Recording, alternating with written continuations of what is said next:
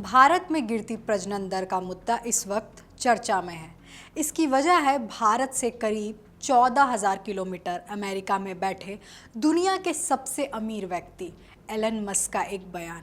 Musk ने हाल ही में x पर एक पोस्ट में चिंता जताते हुए कहा था कि भारत में जन्म दर अब रिप्लेसमेंट स्तर से नीचे गिर गई है।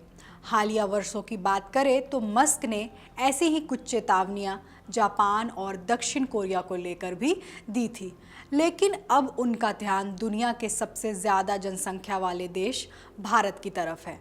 ऐसे में यह जानना अहम है कि आखिर एलन मस्क का पूरा बयान क्या था और इसमें किस ओर इशारा किया गया।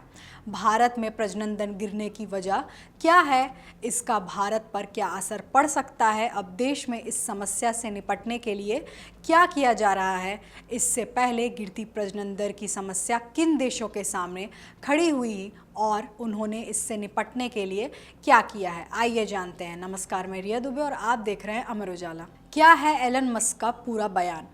टेस्ला और स्पेस एक्स जैसी कंपनियों के मालिक एलन मस्क ने एक्स पर अमेरिकी मैगजीन द इकोनॉमिस्ट की एक रिपोर्ट साझा करते हुए अपना बयान दिया था।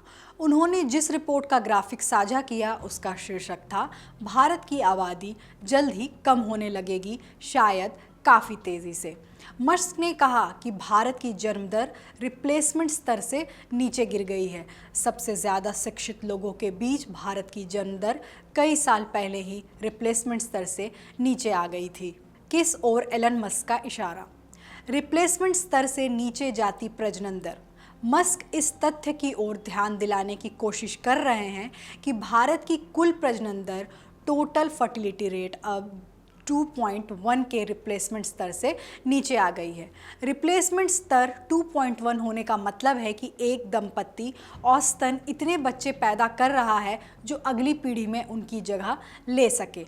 मौजूदा समय में भारत की प्रजनन दर गिरकर 1.9 रह गई है। इसे सीधे शब्दों में समझे तो भारत में जितने लोगों की मृत्यु हो रही है उनकी जगह लेने लायक नए जन्म नहीं हो रहे। इससे भारत की आबादी में जल्द ही युवाओं की कमी देखने को मिल सकती है, जो कि लंबी अवधि में भारत की आबादी घटाने वाला साबित होगा। मस्क लंबे समय से यह तर्क देते आ रहे हैं कि दुनिया भर में तेज़ी से गिरती प्रजनन दरें मानव सभ्यता के अस्तित्व के लिए सबसे बड़े खतरों में से एक है। भारत में प्रजनन दर गिरने की वजह क्या है? भारत में आज़ादी के बाद गरीबी का एक लंबा दौर देखा गया। 1950 में भारत की आबादी लगभग 36 करोड़ थी। इसी दौरान देश में कम संसाधनों के बीच जनसंख्या विस्फोट हुआ, जिससे देश की आबादी तेज़ी से बढ़ने लगी और 1970 तक यह 54 करोड़ का आंकड़ा पार कर गई। इसका असर यह हुआ कि 1970 के दशक में भारत सरकार और नीति निर्माताओं ने इसे अत्यधिक आबादी की समस्या के तौर पर चिन्हित करना शुरू किया, जिनके लिए संसाधनों की कमी एक बड़ा मुद्दा बनता चला गया। उस समय सरकार का मानना था कि एक अपेक्षाकृत गरीब देश के लिए इतनी बड़ी आबादी का प्रबंधन करने के लिए संसाधन कम पड़ जाएंगे। इसके बाद भारत में जनसंख्या विस्फोट की चिंताएं और उसे नियंत्रित करने के प्रयास शुरू हो गए। जनसंख्या को नियंत्रित करने के लिए सरकार की ओर से कई बड़े कदम उठाए गए, जिनमें लोगों की जबरन नसबंदी करने का एक संक्षिप्त लेकिन बहुत ही विवादास्पद अभियान भी शामिल था। हमारे दो जैसे जनसंख्या नियंत्रित अभियान के जरिए सरकार ने परिवार नियोजन का संदेश फैलाने की कोशिश शुरू कर दी। इन अभियानों का मकसद कम शिक्षित समूहों और ग्रामीण क्षेत्रों में भी परिवार नियोजन के प्रति जागरूकता बढ़ाना रहा। कैसे लगातार गिर रही भारत में प्रजनन दर? 1950 से 2000 जनसंख्या विस्फोट और सरकारी दखल का दौर। प्रधानमंत्री की आर्थिक सलाहकार समिति के सदस्य और इकोनॉमिस्ट संजीव सान्याल के मुताबिक भारत में जीवित जन्मों की अधिकतम संख्या वर्ष 2001 में ही अपने चरम पर पहुंच गई थी और उसके बाद से जन्म लेने वाले बच्चों की कुल संख्या में कमी आ रही है। 2010 से 2019 शहरी और ग्रामीण विभाजन के साथ दर में कमी। साल 2014 में भारत की कुल प्रजनन दर 2.3 दर्ज की गई थी। इस दौरान ग्रामीण और शहरी इलाकों में स्पष्ट अंतर देखा गया। जहां ग्रामीण भारत में यह दर 2.5 थी, वहीं शहरी भारत में यह गिरकर 1.8 पर आ गई थी। विशेषज्ञों के मुताबिक शहरी भारत में प्रजनन दर पिछले 25 वर्षों से रिप्लेसमेंट स्तर 2.1 से नीचे बनी हुई है। इसके बावजूद 2019 में प्रधानमंत्री नरेंद्र मोदी ने जनसंख्या विस्फोट को लेकर चिंता जताई थी, लेकिन वास्तव में 2019 से 2021 की अवधि तक भारत की कुल प्रजनन दर पहले ही गिरकर 2 पर आ चुकी थी। 2020 से अब तक रिप्लेसमेंट स्तर का और गोता लगाना। जनसांख्यिकी विशेषज्ञों का अनुमान था कि भारत 2030 से 2035 के बीच रिप्लेसमेंट स्तर 2.1 से नीचे जाएगा, लेकिन गिरावट की रफ्तार इतनी तेज रही कि भारत ने 2020 के आसपास ही इस आंकड़े को छू लिया। 2022 में राष्ट्रीय परिवार स्वास्थ्य सर्वेक्षण के आंकड़ों से यह स्पष्ट हो गया कि सभी समुदायों, हिंदू, मुस्लिम, अन्य में प्रजनन दर तेजी से गिर रही है। संयुक्त राष्ट्र जनसंख्या कोष की 2025 की रिपोर्ट और हालिया सैंपल रजिस्ट्रेशन सिस्टम 2024 की रिपोर्ट के मुताबिक भारत की कुल प्रजनन दर अब गिरकर 1.9 रह गई है। एक स्थिर जनसंख्या बनाए रखने के लिए 2.1 प्रजनन दर को रिप्लेसमेंट स्तर माना जाता है, यानी इसके बाद से भारत में जनसंख्या का गिरना शुरू होगा। ताज़ा सैंपल रजिस्ट्रेशन सिस्टम की रिपोर्ट और अन्य जनसांख्यिकी आंकड़ों के मुताबिक भारत के राज्यों में कुल प्रजनन दर TFR में बड़ा अंतर देखा गया है। सबसे कम प्रजनन दर वाले राज्य और केंद्र शासित प्रदेश। दिल्ली में प्रजनन दर भारत में सबसे कम है। यहाँ TFR 1.2 बच्चे प्रति महिला दर्ज की गई है। इसके बाद केरल, तमिलनाडु और पश्चिम बंगाल का स्थान आता है, जहाँ प्रजनन दर गिरकर 1.3 पर आ गई है। केंद्र शासित प्रदेश चंडीगढ़ में भी यह दर काफ़ी कम, लगभग 1.4 है। सबसे ज़्यादा प्रजनन दर वाले राज्य। बिहार में प्रजनन दर पूरे भारत में सबसे आगे है। यहाँ TFR 2.9 बच्चे प्रति महिला का है। इसके बाद उत्तर प्रदेश 2.6, मध्य प्रदेश 2.4, राजस्थान 2.3, छत्तीसगढ़ 2.2 और झारखंड 2.1 का नंबर आता है।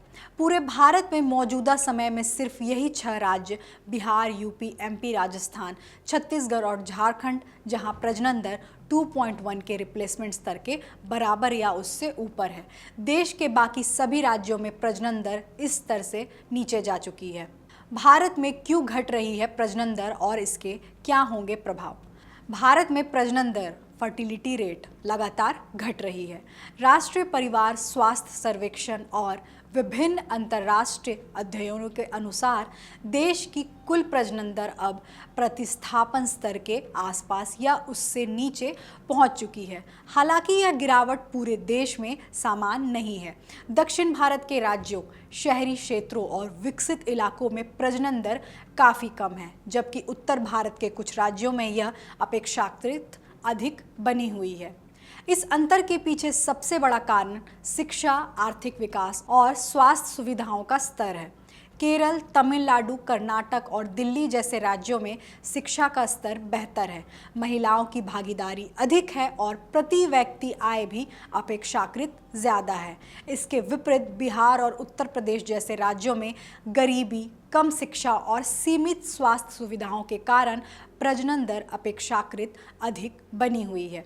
विशेषज्ञों के अनुसार शिशु मृत्यु दर भी इसमें महत्वपूर्ण भूमिका निभाती है।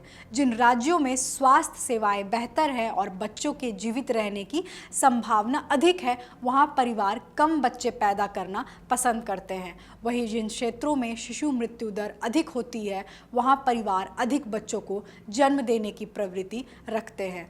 महिलाओं की स्थिति भी प्रजनन दर को प्रभावित करती है। जहां महिलाओं को बेहतर शिक्षा, रोजगार के अवसर और निर्णय लेने की स्वतंत्रता मिलती है, वहां परिवार का आकार स्वतः छोटा होने लगता है। इसके अलावा शहरी जीवन शैली, महंगी आवास व्यवस्था, बच्चों की शिक्षा और पालन पोषण की बढ़ती लागत व देर से होने वाली शादियां भी जन्म दर में कमी के प्रमुख कारण हैं।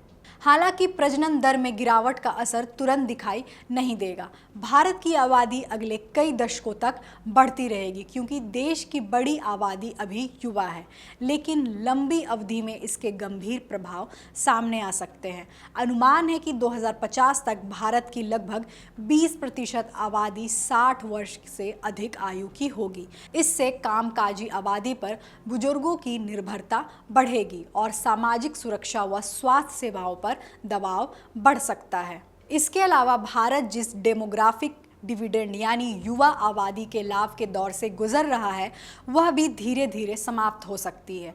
यदि रोजगार सृजन और आर्थिक विकास पर्याप्त नहीं हुआ तो देश इस अवसर का पूरा लाभ उठाने से पहले ही इसे खो सकता है।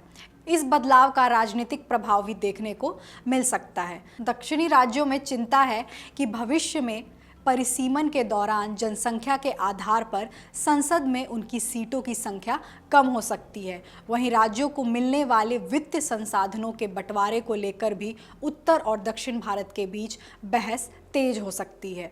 दुनिया के कई देश पहले ही इस चुनौती का सामना कर चुके हैं।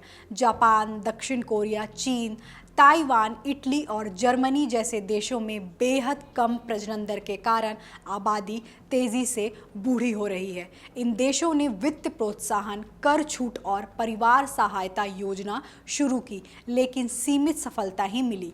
यही कारण है कि विशेषज्ञ मानते हैं कि एक बार कम प्रजनन दर का सामाजिक चलन स्थापित हो जाए तो उसे पलटना बेहद कठिन होता है। इस विषय की जानकारी हमारे साथी कीर्तिवर्धन मिश्र ने जुटाई है। देश दुनिया की बड़ी खबरों को आसान भाषा में समझने के लिए अमर उजाला से जुड़े रहिए। वीडियो पसंद आए तो लाइक, शेयर करें और चैनल को जरूर सब्सक्राइब करें। आपके राज्य की खबरें, आपके शहर की खबरें सबसे पहले जानने के लिए देखते रहें अमर उजाला। चैनल को सब्सक्राइब जरूर कर लें और पाएं हर अपडेट।